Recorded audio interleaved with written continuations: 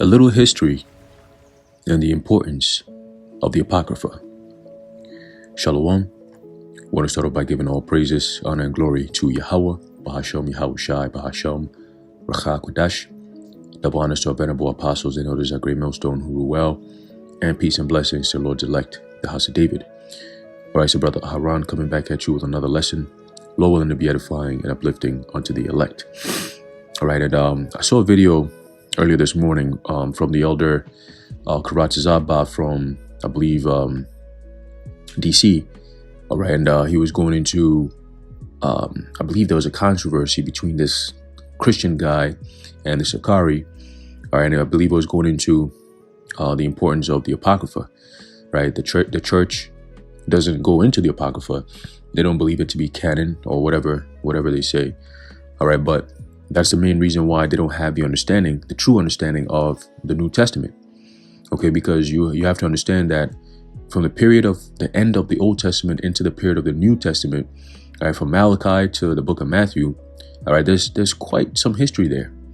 Okay, and that history is what's not open to the church or the average churchgoer, so that they can connect the dots as to who are the Israelites today and what is the New Testament really all about.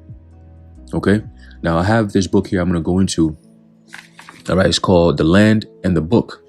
Okay, and there's some history in there that, I think, bringing out could foment, all right, the understanding of why the Apocrypha is very, very important. All right, it has a lot of history that pretty much relates directly to what you see in the New Testament. Okay, going into the concept of the Gentiles and so on and so forth. All right. So we're going to get this real quick. This is a book of First Maccabees, chapter 14, and start off at verse 4. It says, "As for the land of Judea, that was quiet all the days of Simon, for he sought the good of his nation in such wise as that evermore his authority and honor pleased them well. And as he was honorable in all his acts, so in this that he took Joppa for an haven, and made an entrance to the isles of the sea, and enlarged the bounds of his nation, and recovered the country." Remember, this is all during the time of the Maccabees. All right, you had the war, all right, the multiple wars that happened between the Hasmoneans versus the Greeks. Okay, and when you go into the book of First and Second Maccabees, it pretty much gives you more of a detailed, more of a detailed version of what was actually happening, right? You get the story of Judas Maccabees and so on and so forth, right? So this comes after that, okay? So let's read, continuing, it says, "And gathered together," this is First Maccabees 14 verse 7, "and gathered together a great number of captives, and had the dominion of Gezerah and Bethsura, and the tower, out of which he took all uncleanness, neither was there any that resisted him. Then did they till their ground in peace," talking about the Israelites, right? "And the earth gave her increase, and the trees of the field their fruit. The ancient men sat all in the streets, communing together of good things, and the young men put on glorious and warlike apparel. He provided victuals for the cities, and set in them all manner of munition, so that his honorable name was renowned unto the end of the world. He made peace in the land, and Israel rejoiced with great joy. For every man sat under his vine and his fig tree, and there was none to fray them. Neither was there any left in the land to fight against them. Yea, the kings themselves were overthrown in those days." Okay, so we're going to read a little bit about a little secular information on what happened in the book of First Maccabees, the 14th chapter, which we just read. Okay, so it says, "Simon renewed the mutual defense treaty with Rome, and the Roman Senate sent letters to all of Israel's neighbors, warning them against disturbing Judah. As a sign of his newfound position." Hey, stop. Hey, pissing me off. Cut it out.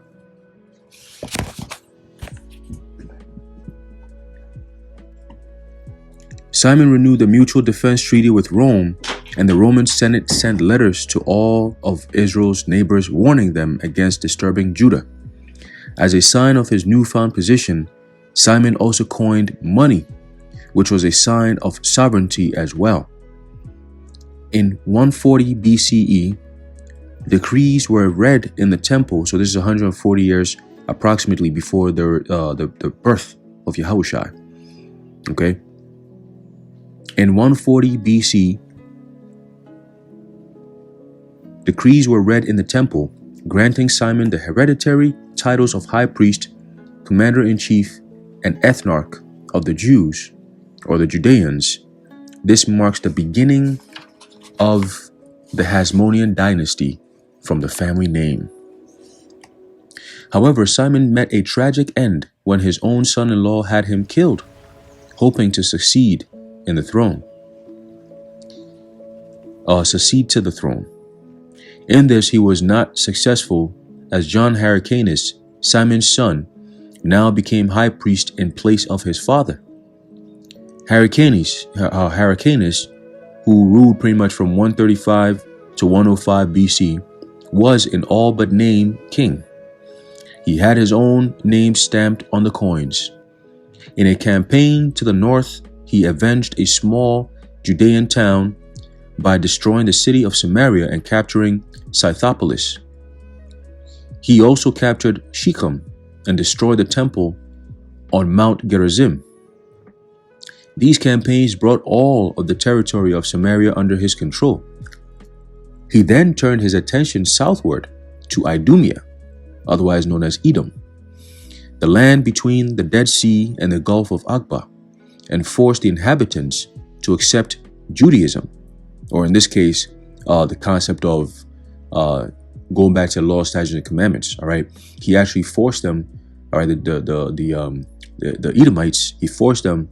All right, to come under our customs. Okay, all males were circumcised, and Josephus, or the Antiquities of Josephus, writes, quote, "From this time on, they too were Judeans, right? Because they were forced to take on our customs, all right? And that's what's going to happen pretty much in the kingdom. All these nations, all the rest of the nations are all going to have to bow down to the ways of the Israelites, okay? Because that's what promotes life, period, okay? It says, in this way, Herod the Idumean became a Jew, or Judean, though not through belief or blood, but through compulsory ritual. Okay, it was during Hyrcanus' time that we first hear of the Pharisees, a group with origins among the Hasidim. Although they were separate ones and strict followers of the Torah, demanding a school in every town in Judea, they were also influenced by the Hellenistic ideal. Quote, by accepting the principle of the Hellenic paideia, but using it for specifically Judean spiritual content, the Pharisees found a synthesis between universal Hellenistic culture and traditional Judean life. The Pharisees also believed in oral tradition alongside the written law.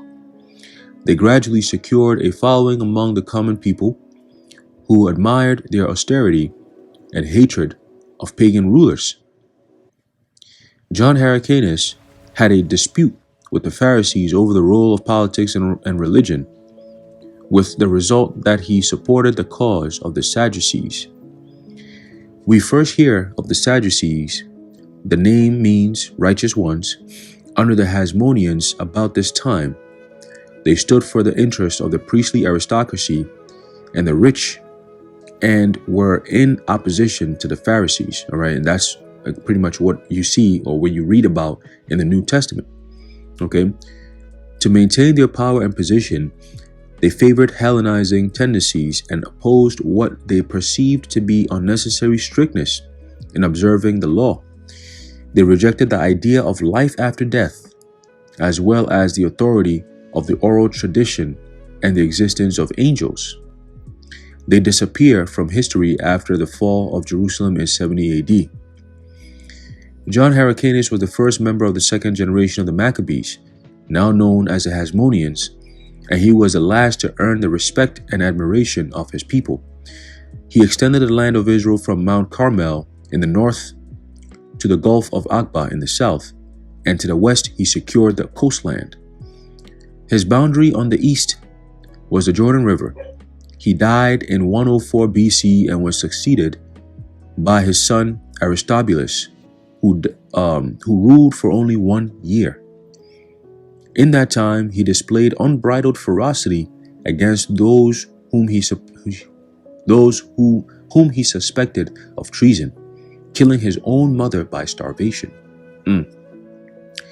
Next came Alexander Jannaeus, who ruled from 104 to 78 BC. Aristobulus had designated his wife Alexandra to succeed him. Instead, she married her husband's brother, Alexander, who then became high priest.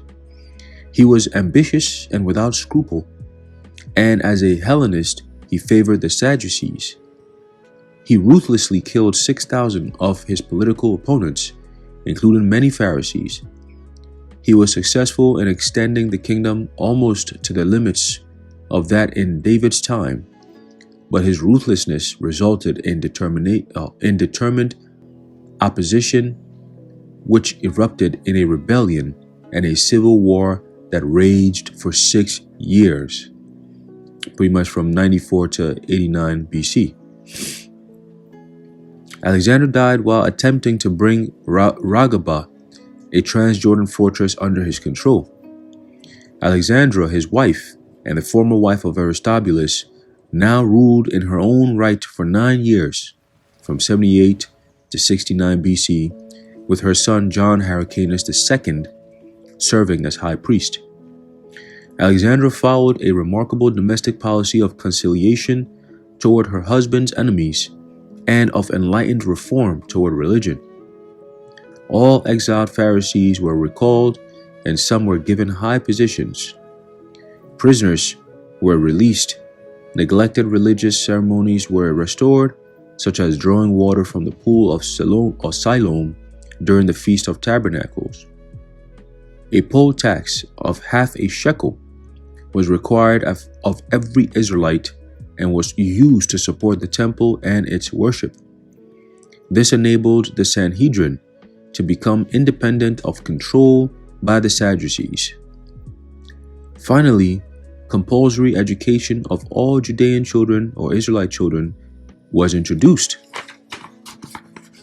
It was during Alexander's time that the Jerusalem Council enjoyed more authority than before, and a new office developed, that of the scribe, learned interpreter of the Jewish law, right, scribe. Although Ezra is generally credited with being the archetype of the scribes, it was under Alexandra that the scribes and their supporters, the Pharisees, became the religious leaders of Israel.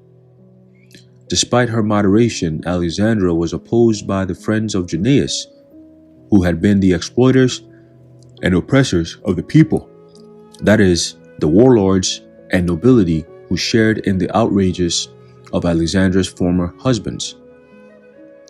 They found a willing ally in Hyrcanus II, son of Alexandra, who was high priest. He was weak-minded, unscrupulous, and thoroughly incompetent. When Alexandra died from illness, John Hyrcanus was his opportunity. John Hyrcanus saw his opportunity. But there was a rival for the throne in John's brother Aristobulus II, who allied with the Sadducees in a civil war in which John Hyrcanus was defeated and Aristobulus II assumed the leadership. Now the story becomes a bit more complicated.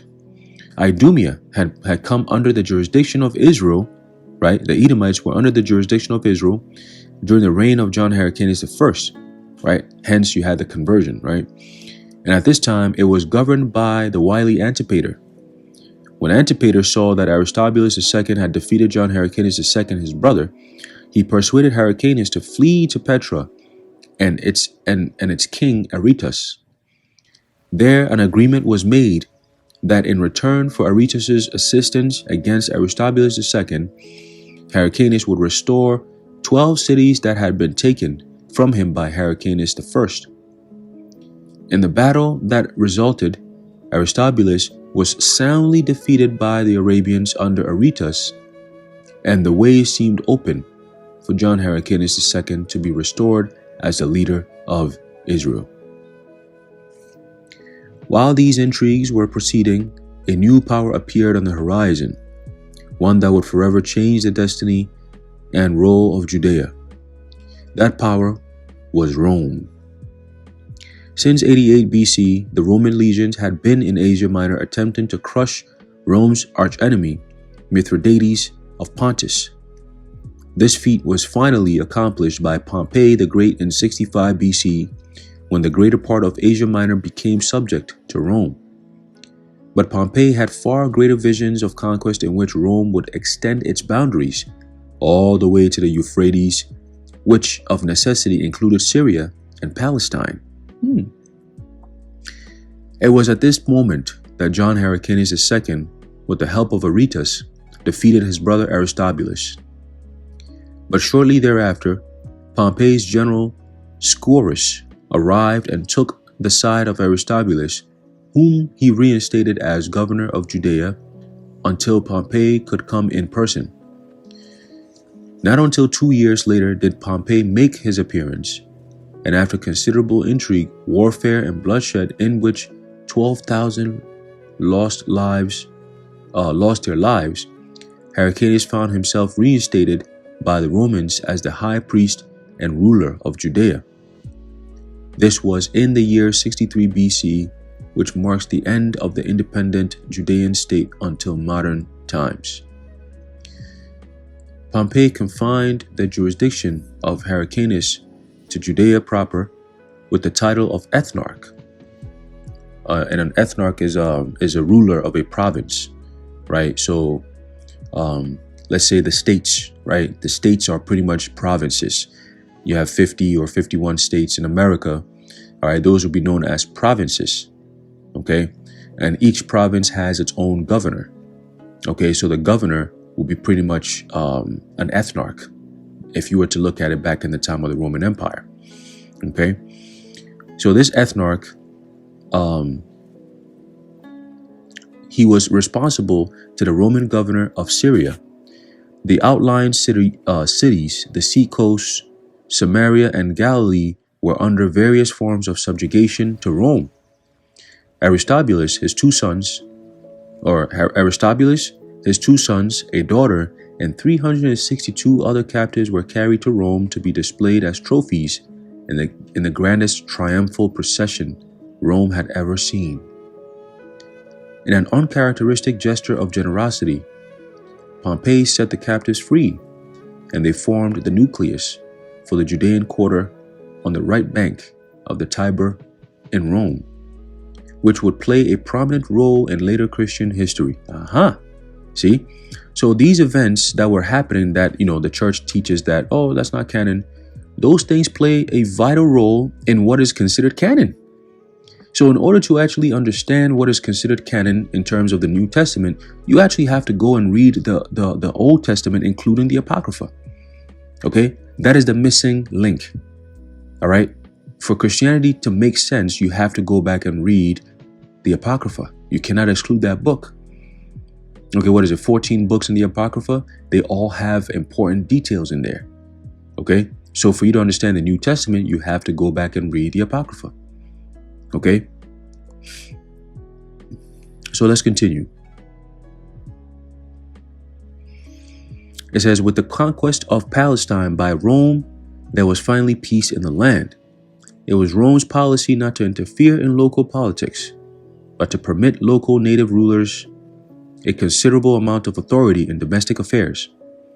Rome controlled foreign policy and the army, and usually maintained a garrison to ensure the peace, right? That's what you have today. You have military bases. America has military bases pretty much all around the world.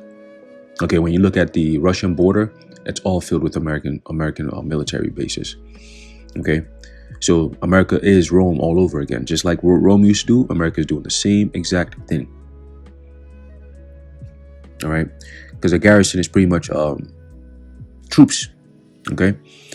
It says, with the incorporation of Judea into the Roman Empire, the Hasmoneans, known as the Maccabees, passed from the scene, which leads us into the time of Herod the Great. Okay. The Idumeans, or Edomites, were, according to tradition, the descendants of Esau. Well, they are. Okay. They settled south of the Dead Sea with their capital in Petra, which today is in Jordan. In 300 BC, they were driven out by the Nabateans, and the Nabateans are the descendants of Ishmael. Okay, I believe they go back to the descendants of a man named Nabajoth. Okay, and I believe the elder apostle Raimab actually did a video on this a couple of days ago. All right, so you can go check it out. I might link it in the description. Okay, it says, and so they moved west. I actually have some information on the Nabateans before I move on. One of the Arab people dwelling in ancient times east and south of Palestine. And they were actually the builders of the rock city in Petra in modern Jordan. All right. So going back to the reading, it says in 300 BC, they were driven out by the Nabateans, and so they moved westward to southern Palestine, where Hebron became their capital, When Alexander Jannaeus made Antipas the governor of Idumea, a family was brought into prominence that would play a decisive role in Palestine during the time of the birth of Christianity. Okay? Antipas was succeeded in office by his son Antipater, whose intrigues gained for him the friendship of Pompey. When Pompey was defeated by Julius Caesar at the Battle of Pharsalus, which was in 48 BC, Antipater and Hyrcanus submitted to Caesar. As a reward, Antipater became the procurator of Judea, and Hyrcanus received the high priesthood. But Julius Caesar was murdered on March 15th, 44 BC, and Antipater was poisoned the following year, leaving 4 sons. One of his sons, Herod, had already been governor of Galilee, and at the death of his father was made ruler, or otherwise known as Tetrarch, of Judea. But one of the remaining Maccabees rallied his forces, overrunning Judea and forcing Herod to make a quick trip to Rome. There he succeeded in convincing the joint Roman rulers, Octavian and Antony, as well as the Senate, to make him king of Judea. He returned with an army and with some difficulty took over 2 years to defeat his opposition. Having finally claimed victory, he was crowned king of Judea in 37 BC. His jurisdiction included Samaria and Galilee, as well as Judea, and he was directly responsible to the princeps, which is otherwise known as emperor, in Rome. The Antiquities of the Jews, or otherwise known as the writings of Josephus, writes, quote, "Thus did the government of the Hasmoneans cease 126 years after it was first set up. This family was a splendid and illustrious one, but they lost their government by their dissensions one with another, and it came to Herod." End quote. Herod was a skilled diplomat and an accomplished military tactician, and despite his deserved reputation for ruthlessness, he displayed on many occasions a generosity of spirit and philanthropy, and that is something that Edomites do today. We got this guy, Gil Bates, okay, somebody who can be on trial, all right, for many violations, and then the very next year he starts philanthropy work and changes his whole image. All right, he goes from one of the most vilest, most wickedest men on earth, all right, and then turns his whole life around and he becomes one of the most influential men on the earth. You know, that's what Edomites do. Okay, it's all about public opinion, all right, and public perception, all right, of who they are, all right. But unfortunately for them, Their rulership is coming to an end, a screeching halt, because the whole world is waking up to their shit. All right. So let's continue, and then we're going to end it off the next few sentences. It says he was a lover of Greek culture. Why not, right? And although nominally Jewish, he also built shrines for the Greek gods. He is best remembered for his monumental building activities throughout Palestine. But overshadowing his admirable traits were those of paranoia, autocratic personality, and a murderous ferocity against anyone or any who was perceived as opposing his designs. Okay, and I'm going to leave it off there. I think there's a little bit more that we can get into, but we can pick up on the next video.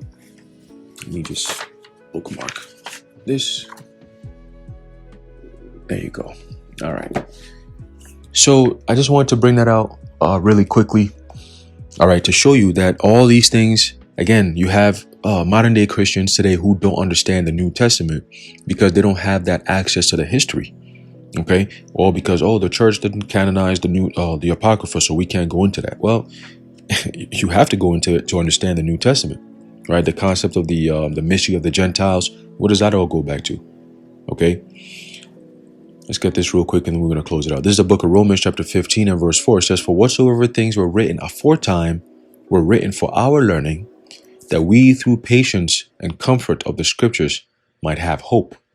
Okay, now when you read the book of Baruch, which is not in the so-called canonized version of the Bible, okay, because it can only be found in the Apocrypha, right? You go into all that history and all that information, all that prophecy, it'll help you understand better of what's happening right now in the year 2023, entering into 2024. Okay, the rising of the Israelites, the concept of the Israelites today, who they are today, all those different things. All right, it will explain it to you as in a form of prophecy. Okay, that in the last days, in the land of their captivities, they shall remember themselves. The Lord is going to destroy our enemies, and he's going to put us back in our land. All these things are written in the book of Baruch, which is pretty much a continuation of the book of Jeremiah. Okay, so why isn't it in the book of, and why isn't it part of the Old Testament? You see? So again, these things, all this stuff that you have today, the Christians believe was done by design. All right, the Christian clergy was put together to deceive the masses. All right. So the truth is out, and it's only for the elect. Honestly, it's all for the elect. All right. Only the elect are going to be able to piece all the puzzle together. All right. So they can see the bigger picture. All right. But I just wanted to bring that out real quick through the Spirit. We will be continuing later on, if not today, it might be tomorrow. All right. Going into more of a history. All right, the importance of going into the Apocrypha. All right, so Lord willing, you are edified and informed. I'd like to give all praises, honor, and glory to Yahweh, Bahasham, Yahushai, Bahasham, Racha Kodash, the water Yahweh, Bahasham, Yahushai. And until next time, Shalom.